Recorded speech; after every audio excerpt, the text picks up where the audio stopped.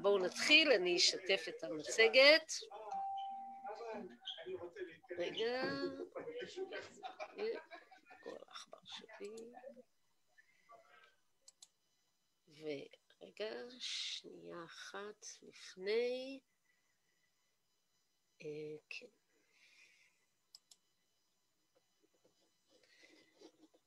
סליחה, מתחיל.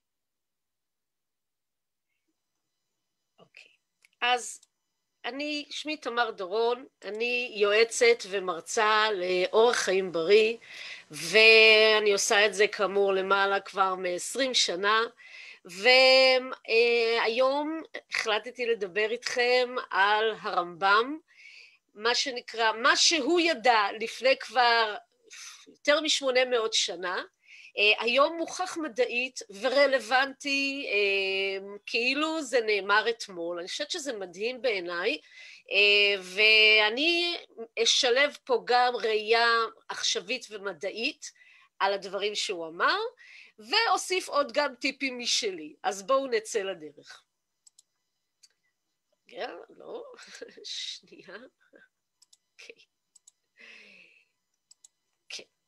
אז לפני שנדבר על מה הרמב"ם אמר על אורח חיים בריא, מה זה בכלל אורח חיים בריא? ואני מרצה על אורח חיים בריא, אני גם יועצת לאורח חיים בריא, וזו מילה מאוד מאוד גדולה, אבל היא כוללת בתוכה ראייה לטווח ארוך, כי זה בעצם הרבה יותר מארוחה אחת. אני כל הזמן מסבירה את זה ללקוחות שלי, במיוחד כשהם מתלוננים ואומרים לי שהיום היה יום לא טוב מבחינת התזונה שלהם. אז אורח חיים בריא זה לשמור על הבריאות ביום יום וכל היום. כלומר, ולראות מה שנקרא קדימה, זה לא ריצת 100 מטר, אנחנו עכשיו באולימפיאדה, אז זה לא ספרינט קצר וזבג וגמרנו, זה יותר משהו לריצת מרתון, אם נשתמש במונחים מהאולימפיאדה. זה לאזן באופן כללי בין כל המערכות בגוף, ולא רק מערכת אחת, זה לא רק את להוריד כולסטרול, או רק לאזן את לחץ הדם, או רק להוריד את רמת הסוכר, זה לשים לב לכל המערכות בגוף, ולתת תשומת לב גם לגוף וגם לנפש, מתוך ראייה כאמור כמה שיותר רחבה, ולהתאים את זה לחיים שלנו באופן אישי. מתוך כאמור יין ויאנג של הרפואה הסינית, גוף ונפש שמשולבים ביחד לידי שלם אחד. אז מי היה בעצם הרמב"ם? הרמב"ם הוא דמות מאוד מאוד מרתקת, הוא היה כאמור הוא פעל לפני יותר מ-800 שנה, הוא היה רופא, מחנך, רב ומורה, והשיטה שלו הייתה מבוססת בעיקרון על רפואה מונעת, ועל אורח חיים בריא ותזונה נכונה, אבל לא רק. כלומר, תכף אנחנו שנכיר את עיקר הדברים שהוא אמר, אתם תראו שזה לא רק על התזונה, הוא גם דיבר על הרבה מעבר.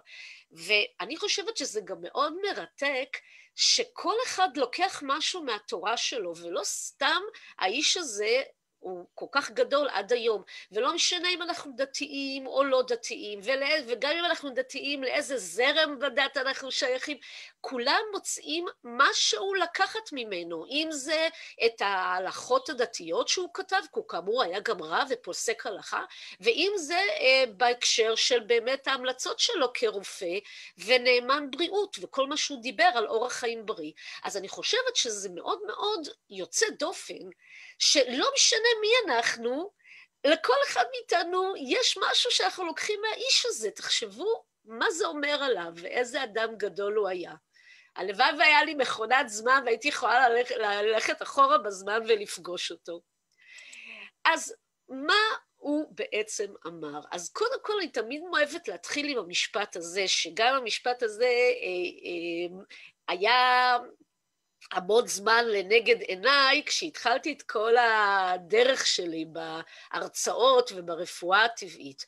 מה הוא בעצם אומר במשפט הזה? הוא אומר שאם אנחנו נאכל אוכל בריא, כל הבא אל קרבו, בריא ונקי, אבל גם נדאג שהוא יצא, שהשאריות יצאו מאיתנו בזמן, כלומר שנדאג למערכת עיכול תקינה ובריאה, שימו לב למערכת העיכול שלכם, הוא אמר, אזי כל המצוי בין הכניסה ליציאה יהיה פטור ממחלה. בדרך כלל כשאני עושה את ההרצאה הזאת בפרונטלי, אני גם מצביעה על פתח הכניסה ופתח היציאה, אבל עכשיו כשאני יושבת זה קצת קשה.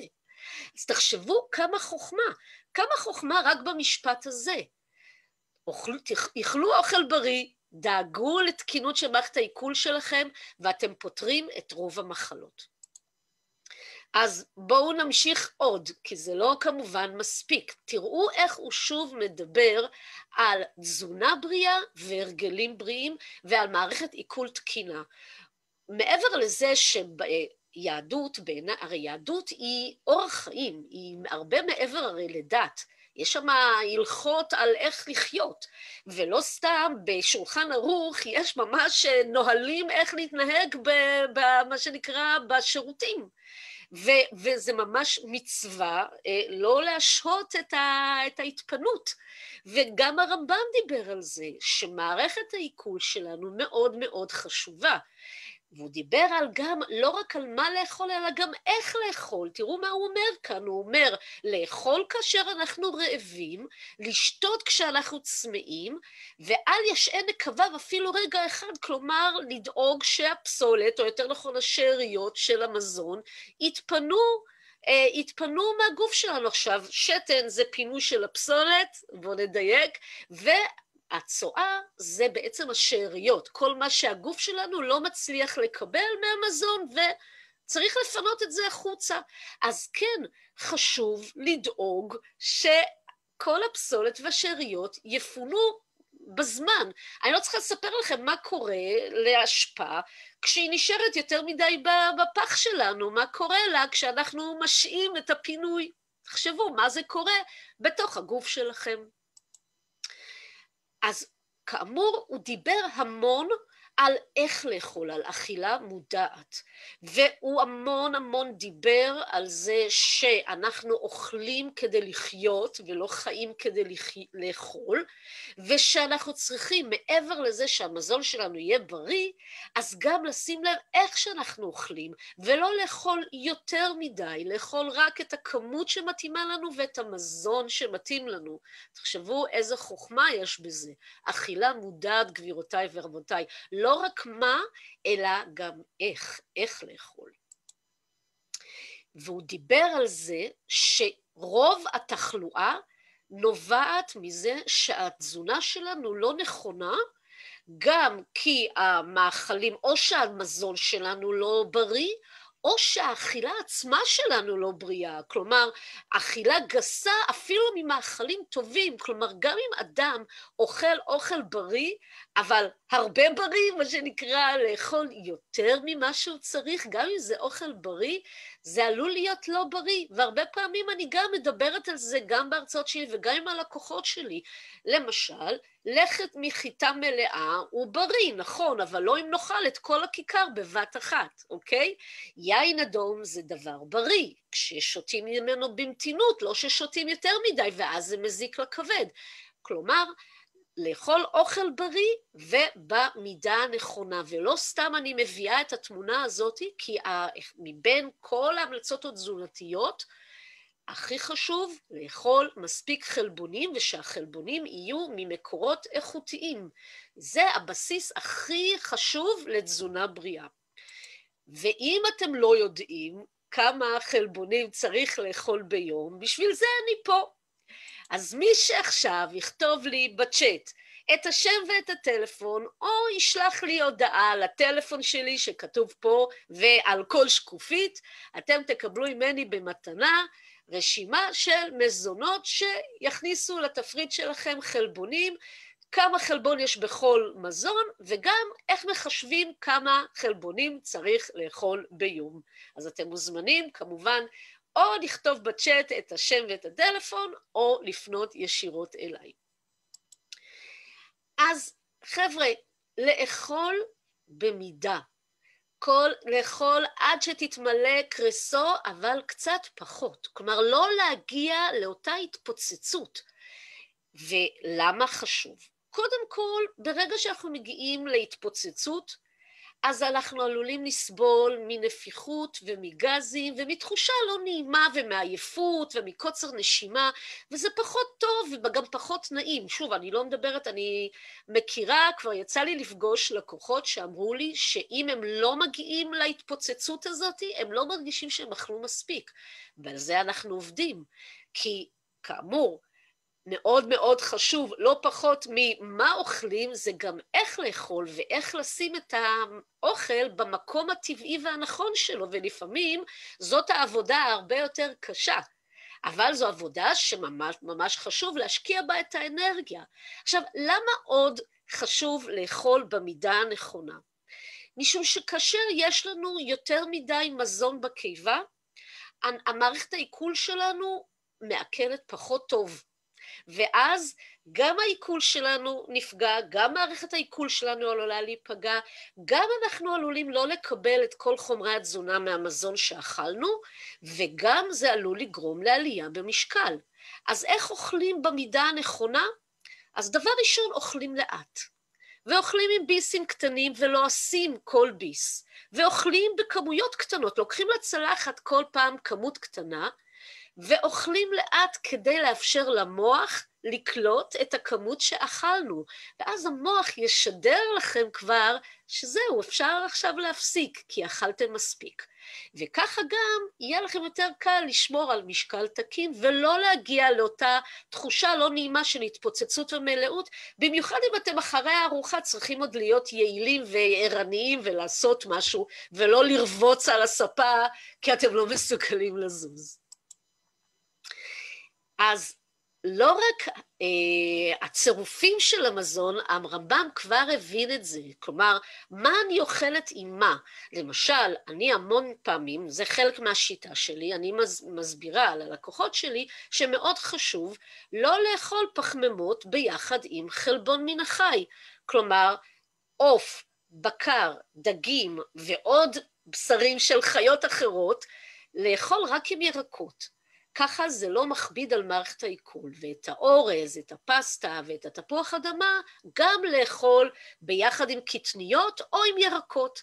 זו דרך שמאוד תעזור לכם לרדת במשקל. אז הוא דיבר על זה שגם הצירופים, לא להכניס מאכל, והוא דיבר על דבר מאוד חשוב, הרעב הצודק. כלומר, לאכול באמת כשאנחנו רעבים ולהקשיב לגוף. העניין הוא שרובנו איבדנו מזמן כבר את האינסטינקטים הטבעיים, אנחנו לא אוכלים מהסיבות הנכונות, אני בטוחה שאתם יודעים, מבינים על מה אני מדברת, ותשאלו את עצמכם, מתי פעם אחרונה הרגשתם רעב? האם אתם באמת אוכלים רק כשאתם רעבים? אני מזמינה אתכם לכתוב לי, לענות לי על זה בצ'אט, ותכף אני גם אוכל לקרוא את מה שאתם עונים. האם אתם באמת אוכלים רק כשאתם רעבים? האם האוכל הוא פתרון לעוד דברים, כמו לעייפות או מצב רוח רע או כל דבר אחר, תחושת פיצוי וכו'. אז עוד דבר שאנחנו כבר מזמן גם לא בהכרח מבינים, זה האם אנחנו באמת רעבים. כי כאמור, מרכז הרעב נמצא במוח, אבל לידו נמצא עוד מרכז שנקרא מרכז הצמא, שאמור לשדר לנו מתי אנחנו צמאים, ולפעמים אנחנו מתבלבלים, ואנחנו רק חושבים שאנחנו רעבים, ובעצם אולי אנחנו צמאים, או אולי בא לנו לנשנש פשוט כי משעמם לנו, וזה לא הרעב הצודק, הרעב האמיתי. אז עוד טיפ שיש לי בשבילכם, טיפ מאוד מאוד בריא, קודם כל שתו מים. לפני שאתם אוכלים, אם אתם מרגישים רעב או איזשהו צורך שאתם מפרשים אותו כרעב ואתם רוצים לאכול, קודם כל שברירת המחדל שלכם תהיה לשתות מים, כי אולי בעצם הייתם צמאים וככה חסכתם לכם אכילה מיותרת.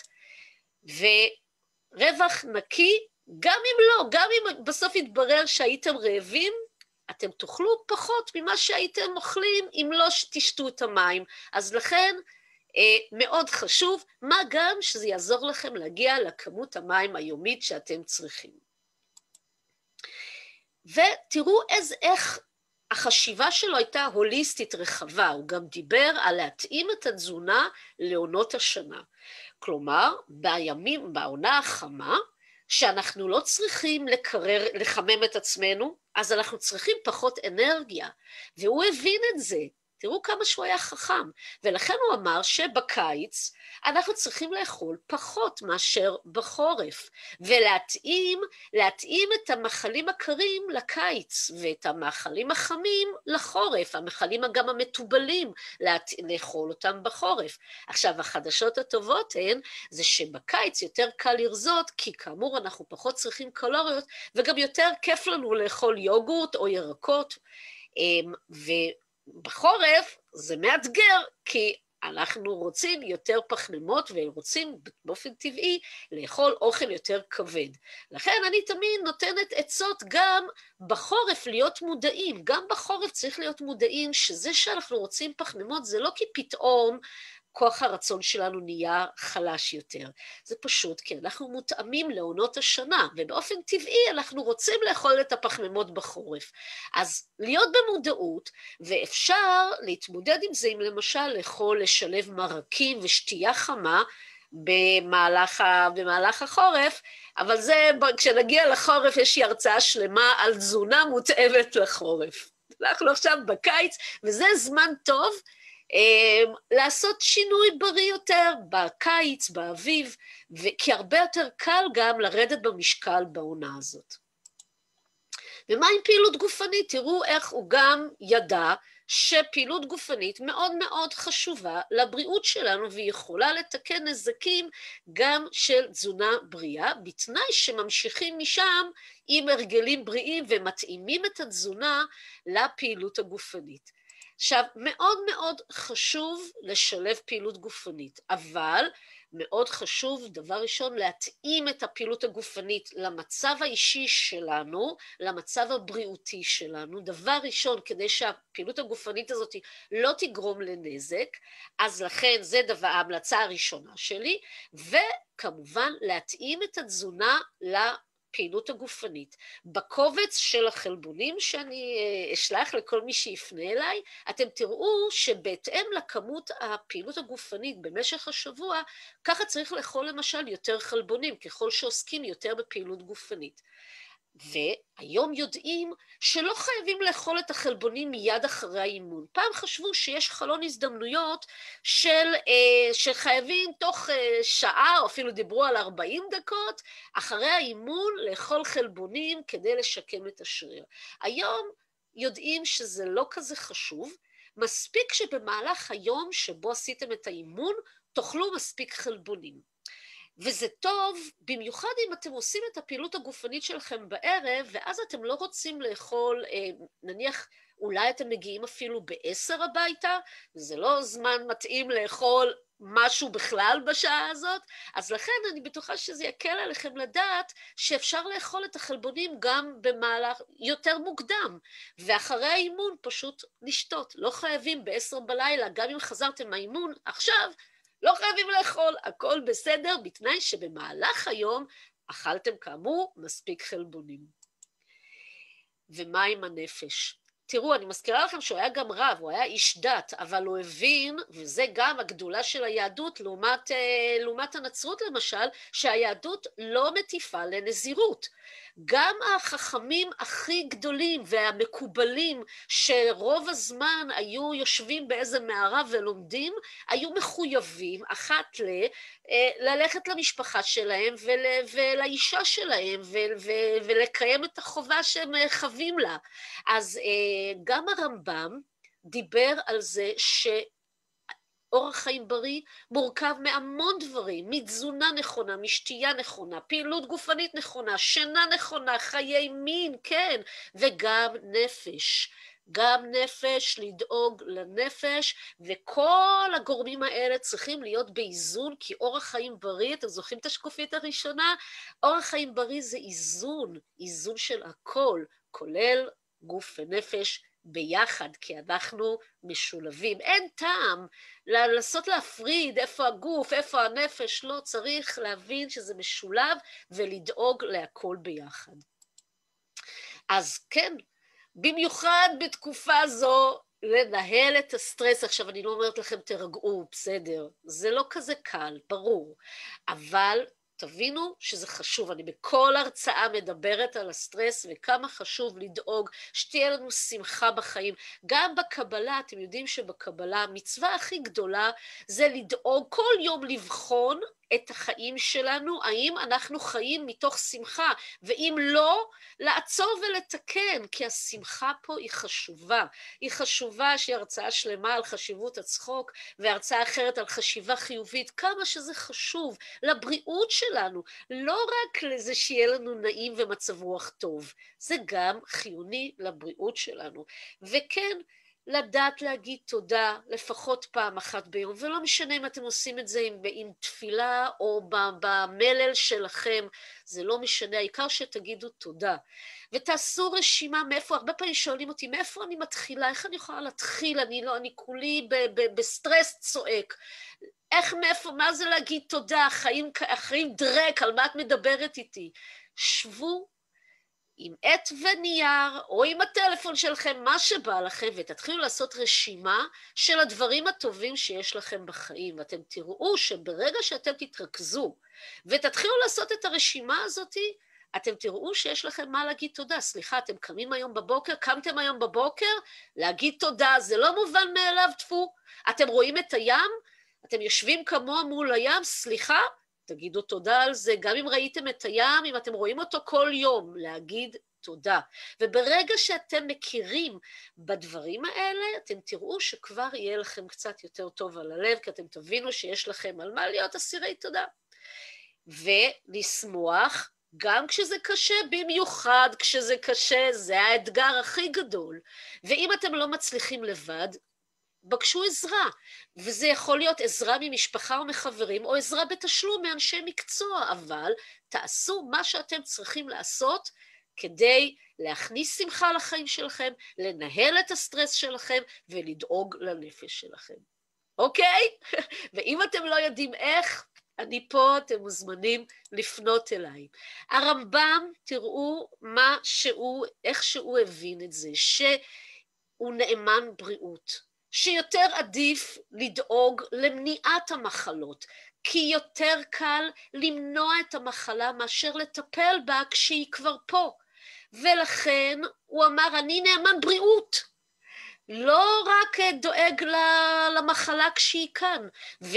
ובזה הוא מתכתב עם הרפואה הסינית העתיקה, שהרופא הסיני קיבל כסף מהלקוחות שלו כל עוד הם היו בריאים, וכשהם היו חולים הוא היה צריך לטפל בהם בחינם, כי למעשה הוא נכשל. תחשבו איזה גישה שונה זאת כלפי מחלות ובריאות, אוקיי? אז ככה, זה הרמב"ם מאוד נמצא באותה ליגה עם כל הרפואות ההוליסטיות. והוא אמר, וזה דבר מאוד מאוד חשוב, הוא אמר, אם רוב המחלות נובעות מבעיות בתזונה, כדאי שהרופא יבין בתזונה. אז אני רוצה לשאול אתכם, ואני מזמינה אתכם גם לשאול בעצמכם, מי הרופא שלכם? מי הרופאה שלכם? האם הם מבינים בתזונה? ועוד יותר מזה, האם הם בכלל רוצים להבין בתזונה שלכם? האם הם בכלל שאלו אתכם פעם מה אתם אוכלים? או הם מיד ממליצים לכם על התרופות ככה בלי בכלל לנסות להבין ולבדוק, אולי אם רק שינוי תזונתי, חלק מהמחלות שלכם ישתפרו. ואולי אפילו אפשר להסתפק במינוי יותר קטן של התרופות שלכם. אז תשאלו את זה, תהיו לקוחות נבונים וצרכנים נבונים במה שקשור גם לבריאות שלכם, לא רק כשאתם הולכים לקנות ספה. ואם אתם לא יודעים מאיפה להתחיל, ואתם רוצים לחשב מסלול מחדש בכל מה שקשור לבריאות שלכם, אני פה בשבילכם, אני כאן במרחק של טלפון או וואטסאפ, יש לי ניסיון בתחום של הבריאות למעלה מ-20 שנה, ואני עוזרת לאנשים להיות בריאים באמצעות הרצאות, כמו ההרצאה הזאת שטעמתם, יש לי מגוון מאוד גדול של הרצאות, יש פה כאלה בקהל, אני בטוחה שכבר שמעו הרבה הרצאות שלי, ואני מאוד מאוד שמחה כל פעם לפגוש אותם, אז אם אתם מכירים כאלה שמתאמים ומזמינים הרצאות, אם זה בארגונים, מתנסים, מועדוני גמלאים, חוגי בית, יאללה, קשרו אותם אליי, אני בטוחה, מבטיחה, מבטיחה לכם שהם לא יתאכזבו. אני עוזרת לאנשים להיות בריאים יותר בליווי אישי או בקבוצה. יש לי קבוצה בזום ונותרו, היא אומרת לי, נותרו ממש מספר מקומות מצומצם, מי שרוצה אתם מוזמנים לפנות אליי. אפשר לבוא לליווי אישי בזום או בקליניקה שלי בתל אביב, ולהצטרף לקבוצת הוואטסאפ שלי, אתגר מורידים ביחד, קבוצה של גג 10 איש, שבמשך שבועיים כל יום מקבלים סרטון וידאו, שכל סרטון זה משימה, בדרך לעוד הרגל בריא, ולאורח חיים בריא ומשקל תקין, ויש פה כמובן את ההתייעצות שלי, ותמיכה של כל הקבוצה. הקבוצה הבאה עומדת להיפתח, נותרו עוד מספר מקומות, אז קדימה אתם מוזמנים לפנות אליי, אם אתם גם רוצים להצטרף לקבוצה שלי, ויש לי גם קבוצה גדולה, קבוצה שהיא רוב השבוע שקטה, והיא ללא עלות, אפשר להיכנס, פעם בשבוע אני מעלה שם טיפים, קישורים לכל ההרצאות שלי, וגם פעם בשבוע אפשר להתייעץ איתי בכל נושאי תזונה בריאה. אז גם לשם, אם אתם עדיין לא שם, אז קדימה, אתם מוזמנים. והכי חשוב, לא משנה מה הגיל שלכם, לא משנה מה המצב הבריאותי שלכם, תמיד תמיד יש משהו שאפשר לעשות כדי לשפר את הבריאות שלכם. אז אני מודה לכם מאוד על ההקשבה, והנה עכשיו הזמן לשאלות. אתם מוזמנים כאמור מי שרוצה את הטיפים שלי, או להשאיר בצ'אט את השם ואת הטלפון, או לפנות אליי, אני תכף אכתוב גם בצ'אט את הטלפון. אני, רגע, נעשה פה כן, את זה, ואני כבר סוגרת את הצ'אט, את המצגת, ואני אראה אתכם, אתם מוזמנים לצאת גם מההשתקה, וואו, אני רואה שיש פה הרבה דברים בצ'אט, אז רגע, אני קודם כל שומרת אותו, ואני אעבור לקרוא על שאלות, מנשנשים פנינה לא בגלל הרעב, בדיוק, יש לי הרצאה שלמה על כל נושא של נשנושים, וכן, זה אתגר מאוד מאוד ידוע, אז אני ממליצה תמיד קודם כל להשתדל לנשנש דברים יותר בריאים כמו ירקות, אפשר עם איזשהו מטבל, או פרי עם כמה אגוזים, ולפחות הנשנוש שהוא לא יהיה עם הרבה קלוריות. רגע, אני רוצה לראות אם יש פה, אוקיי, חבר'ה, מי שרוצה לשאול, היי לכולם, איזה כיף לראות אתכם. אז מי שרוצה לשאול, בבקשה, אני מחכה. תודה ציפורה. ותודה לכל מי שהגיע וכתב לי גם אני כותבת עכשיו את הטלפון שלי בצ'אט, רק רגע. זה 0, רגע שנייה שזה יהיה לכולם. אז הטלפון שלי זה 054-9415-817. כן. שאלות, גבירותיי ורבותיי. אני שותה בינתיים מים.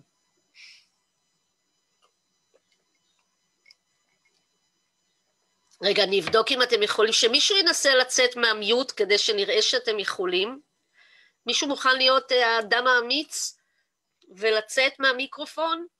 רגע, אני אבדוק את זה.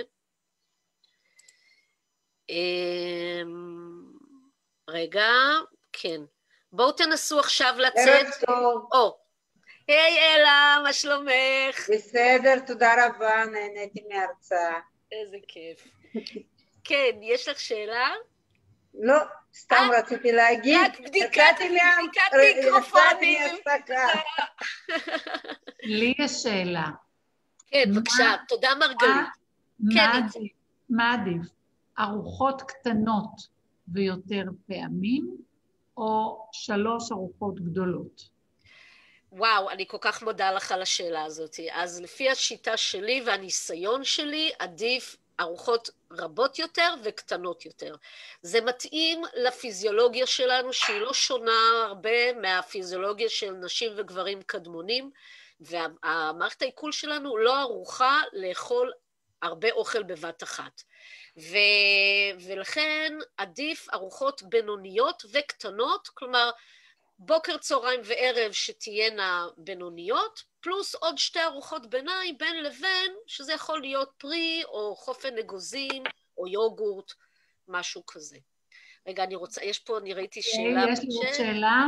כן. השאלה השנייה היא תזונה, את דיברת על תזונה עשירה בחלבונים, כן. אני רוצה לשאול על תזונה עשירה בסידן, שלא כוללת גבינה לבנה וקוטג' ולכאלה שיש להם רגישות ללקטוז. כן, קטניות, טחינה, כלומר, סומסום מכיל הרבה סידן, ורצוי סומסום מלא, טחינה מסומסום מלא, אגוזים שקדים ועלים ירוקים. ואם בכל זאת צריך, אז לקחת את זה כתוספת.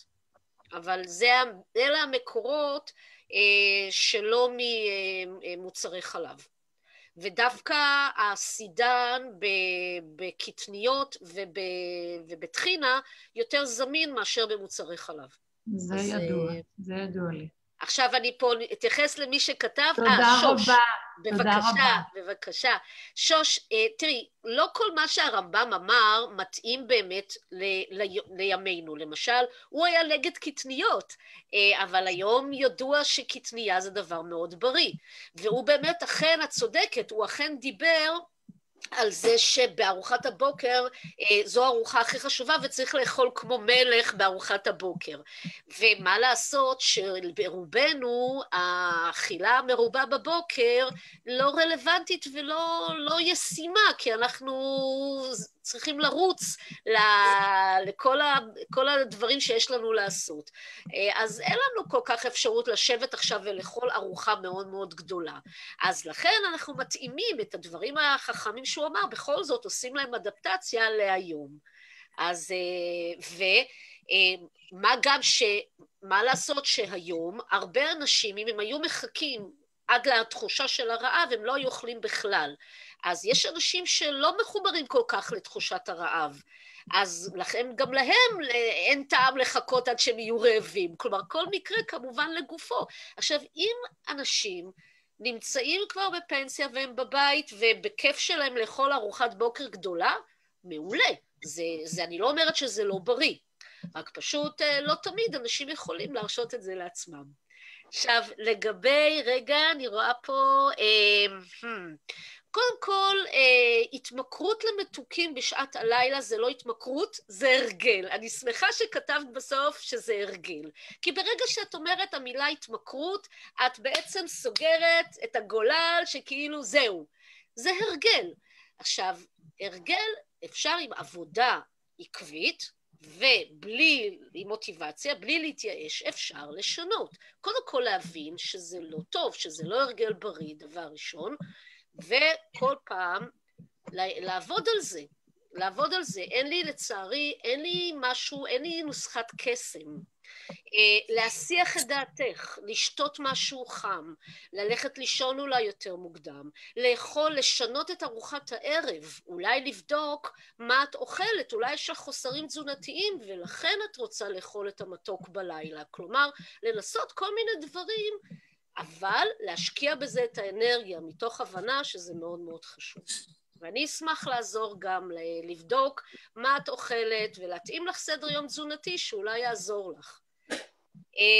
רגע, פה באנגלית, אוקיי, בסדר גמור אביבה, יופי. רגע, אני שומרת את הצ'אט. ארוחה אחרונה ב16:00, אוי ואבוי. אני אשמח למי שכתבה פה, שמי שכתב או כתבה, ב16:00, מתי את הולכת לישון? כי אם את הולכת לישון ב7-8, סבבה להפסיק לאכול ב16:00. קצת נראה לי לא הגיוני. להפסיק לאכול ב16:00 אם הולכים לישון בלילה, כי זה יותר מדי שעות להיות אוקיי ב10. וזה אומר שאת 6 שעות מהארוחה האחרונה את בלי אוכל, ואז את כל הלילה את בלי אוכל, זה קצת יותר מדי, שעות בלי אוכל. אני אישית חושבת שעדיף כן לאכול קצת 4 שעות לפני השינה. 3-4 שעות לפני השינה זה זמן נכון להפסיק לאכול. 6 שעות זה כבר קצת יותר מדי.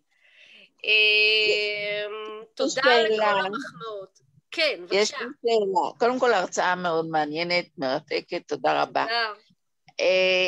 לגבי תבשילים שנמצאים במקרר, אם זה בשר ואם זה ירקות, לא משנה מה, כמה זמן הם יכולים להיות בקירור? אחרי כמה ימים עוד אפשר לאכול את התבשילים? זה תלוי, אוקיי. אז גם אוכל מבושל מתקלקל, כי גם בו, מה לעשות, יש חיידקים, שהרי האוכל מתקלקל עקב פעילות של חיידקים שנמצאים, חיידקים ופטריות שנמצאים באוכל הזה. איך אני יודעת? אז לכן כמה ימים, לא יותר, 4 ימים גג, ושוב תלוי על איזה מזון מדובר. אבל אני חושבת שלא יותר מ4-5 ימים מזון מבושל, ומעבר לזה לא. כמובן ירקות פחות רגישים מאשר בשר, אבל גם... ומרק, נגיד מרקים או פשטידות, אז מרק, קודם כל אפשר להקפיא. דבר ראשון אפשר להקפיא מזון גם מרק. אז מרק יכול להיות גם סדר גודל של שבוע, אבל ההמלצה שלי, אם הוא מכיל בצל, פשוט להוציא את הבצל ואת הבצל לשמור בנפרד, כי דווקא הבצל גורם למרק להתקלקל יותר מהר, כי הוא כנראה מפריש כל מיני דברים, אז מרק ללא בצל יחזיק מעמד גם סדר גודל של שבוע בהחלט. מה הנזק שאם במקרה אוכלים אחרי זה? מה הנזקים לגוף? זה קצת, תראי, מעבר לזה שהאוכל לא יהיה טעים, אבל הנזק זה שאם יש שם יותר מדי חיידקים, זה עלול לגרום לך להרעלת מזון, מה שנקרא. אז רצוי שלא. שוב, קצת קשה לומר, כי אי אפשר לדעת, אני לא עושה מה תרבית למזונות האלה, אז אני לא יודעת להגיד מה כמות החיידקים. ככל שיש יותר חיידקים במזון, הם מפרישים רעלנים, ואז אם את אוכלת את... זה ברור, אבל איך יש לנו את האינדיקציה? אם האוכל טעים, איך אני יודעת אם זה עוד אכיל או לא אכיל? אם האוכל מבושל והוא טעים, סביר להניח שהוא עוד בסדר. זאת בדרך כלל אינדיקציה. אולי האינדיקציה זה הטעם? כן, אם זה אוכל שהיה אצלך במקרר, שוב, לא תמיד טעם זה אינדיקציה, משום שלפעמים, חוויתי את זה גם על בשרי, שאכלתי אוכל שהיה לי מאוד טעים, אבל התברר שהיו בו חיידקים, ואני חטפתי את הרעלת המזון. לא תמיד אנחנו יודעים, אבל אם זה אוכל שאת בישלת, והוא נמצא אצלך במקרר, אני חושבת שדי אפשר לומר שכל עוד הוא טעים אז הוא בסדר. אוקיי, טוב, תודה לך. תודה. בבקשה. כן, יש לנו עוד קצת, ממש עוד איזה 1 או 2, אז לעוד שאלה אחת, מי שרוצה או רוצה? מה דעתך לגבי צום לסירוגי? כלומר, 16 שעות צום, 8 שעות אכילה. אוקיי, אז תודה ששאלת את זה, כי זו גם שאלה מאוד מאוד חשובה. אז קודם כל, הנושא הזה נשמע כאילו זה משהו חדש, אבל זה בעצם לא כזאת תורה חדשה. גם אני, שנים שאני עוסקת בנושא של תזונה בריאה, ממליצה תמיד על לקוחות שלי לא לאכול בלילה, וזה בעצם מה שהצום הזה אומר. כלומר, אם זה עוזר לאנשים, ויש לי לקוחות שזה עזר להם, שהם אמרו, אוקיי, אני עכשיו בחלון הזה, וזה מה שעוזר לי לא לאכול בלילה, מעולה. אבל חשוב להתאים את זה לאורח חיים שלנו, כלומר, למתי הולכים לישון, ב', למתי אנחנו קמים, ג', למה אנחנו אמורים לעשות במהלך הבוקר. עכשיו, אם אני קמה ב8 ולפי החלון הזה מותר לי לאכול רק ב12, וב4 שעות האלה אני ארגיש חולשה, בלבול, רעב, בחילה, כי אין לי סוכר, אז כנראה זה לא מתאים לי. אז צריך להתאים את החלון בהתאם לכל אחד אישית. כלומר, שוב, לא להיות כזה ככה, אוקיי, מפסיקים ב8, מתחילים ב12, ולא משנה מתי קמתי ומתי הלכתי לישון, אוקיי? אז זה בעצם, אז בגדול, כן, אני בעד, אם זה עוזר לא לאכול בלילה, ובמיוחד אם זה גם שומר שבחלון הזמן הזה לא תאכלו יותר מדי, אבל להתאים אישית. גם זה לא חוכמה להפסיק לאכול, להגיד שאני מפסיקה לאכול ב6, ואז אני כל כך אומללה כי אני רעבה ב10. לא מתאים. זה לא יחזיק מעמד במילא לאורך זמן. אז לבדוק את זה. כן, תודה רבה. בבקשה, ותודה רבה לכולכם. אני מזכירה שוב, כל מי שכתב לי פה בצ'אט, סבלנות, אני אגיע לכולכם ואשלח לכם את הטיפים שלי, ואתם מוזמנים לפנות אליי, אם אתם רוצים גם את הטיפים שלי, וגם אם אתם רוצים להתייעץ איתי בטלפון שלי, ואם אתם רוצים להצטרף לאחת מהקבוצות שלי, וגם בימי רביעי ב7, יש לי פעילת בריאות בלייב בפייסבוק, חפשו אותי גם ביוטיוב, הסרטונים וההרצאות שלי נמצאים גם ביוטיוב, בקיצור יש לכם מספיק ערוצי תקשורת כדי לשמוע אותי. אז תודה רבה, והמשך... תודה לך, תודה לך. כולם. תודה שהייתם פה.